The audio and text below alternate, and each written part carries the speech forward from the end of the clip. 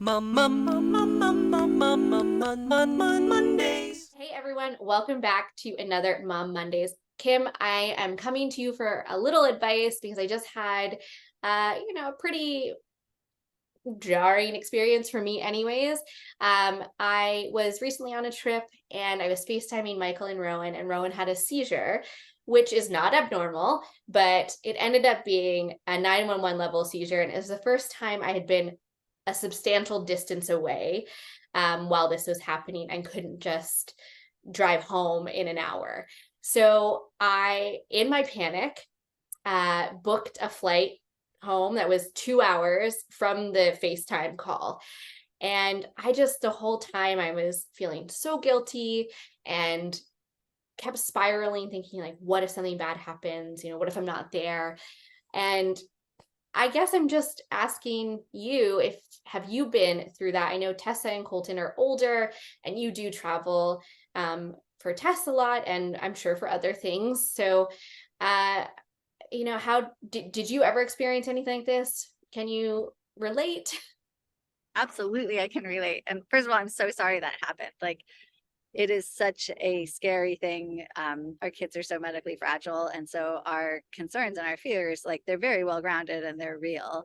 The flip side of that is, like, things like this happen. It's a marathon, right? So you have to live life while constantly trying to balance the safety. I think in your case, and so often in my case, we're so lucky to have these amazing husbands who are taking over and watching our kids while we're away. So I think, in that sense, they're in good hands. They're in the best possible hands, other than maybe our hands. But I think the other piece of it is that the guilt is always going to be there, and it's about figuring out what makes you feel like you're in control, right? So I probably would have had a very similar response of, like, okay, it's time for me to go home. I'm going to leave a little early because that's going to make me feel like I'm more in control of a situation that feels scary and uncontrollable.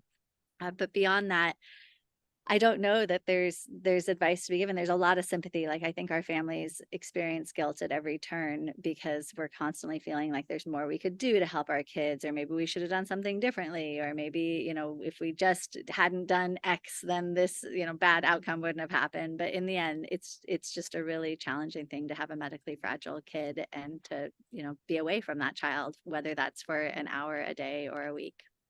Yeah. Well, thank you for sharing it. It's helpful to me, and I'm sure to other families, to know that we're kind of not alone in this. So thank you. And thank you all for watching another episode of Mom Mondays. And we'll tune in with you all next week. Mondays.